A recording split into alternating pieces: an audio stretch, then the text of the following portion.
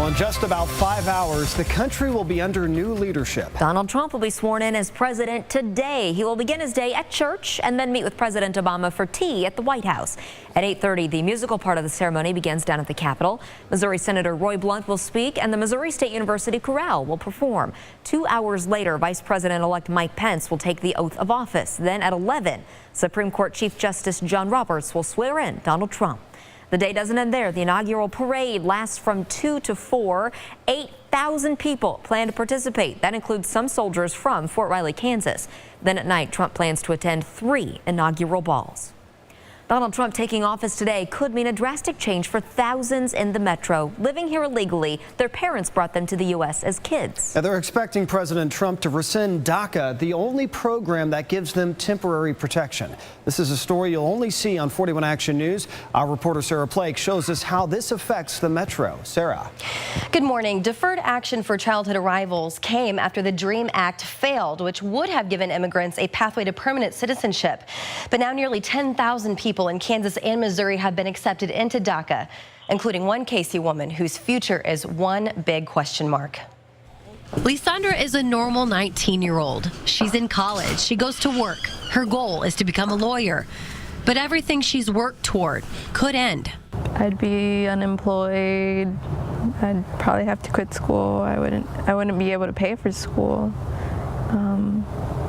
And then you go back to living, in fear of what may happen tomorrow. She's undocumented. She came to the United States with her mom from Mexico when she was 7. We packed our stuff and we left one day, and I just knew that we were gonna be reunited with my dad. They settled in Kansas City, Kansas, under the radar. But she never worried about her status. That is, until high school. College was always a dream, and that's when it started kind of sinking in, where I had to look for universities and colleges that accepted someone undocumented.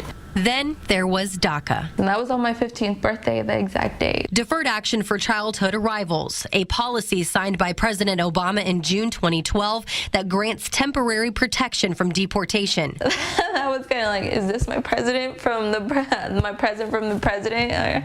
I was really thankful. 740,000 people in the United States have this card. It's a 2-year renewable permit that gives them a social security number, the ability to work, go to school, and even travel.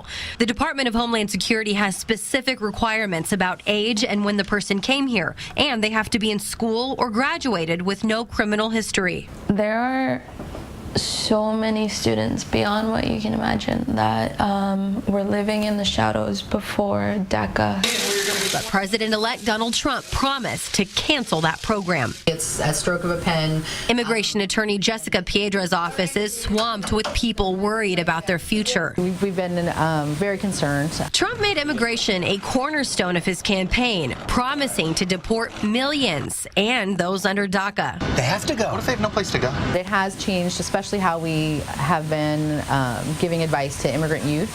Immigration attorneys are recommending no new applications or renewals until they know what Trump will do, even telling people it's not safe to leave the country. Hopefully he will coordinate with Congress and not take rash action to cancel it completely, or that it will be some sort of transition period to give time for the Congress to act. New legislation was introduced in December, the Bridge Act, essentially an extension of DACA, but it would go through congressional approval. So many bright young people I see in my office every day that now they have hope. They can get a better job and contributing and feeling a part of the only country they know. Lysandra is clinging to that hope. I don't think that I've ever been taught that there's a limit.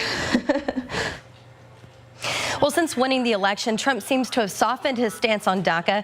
In an interview with Time magazine, Trump said in short, quote, "We're going to work something out that's going to make people happy and proud." So as you can imagine, many are waiting to find out what exactly that means. In the newsroom, I'm Sarah Plake, 41 Action News.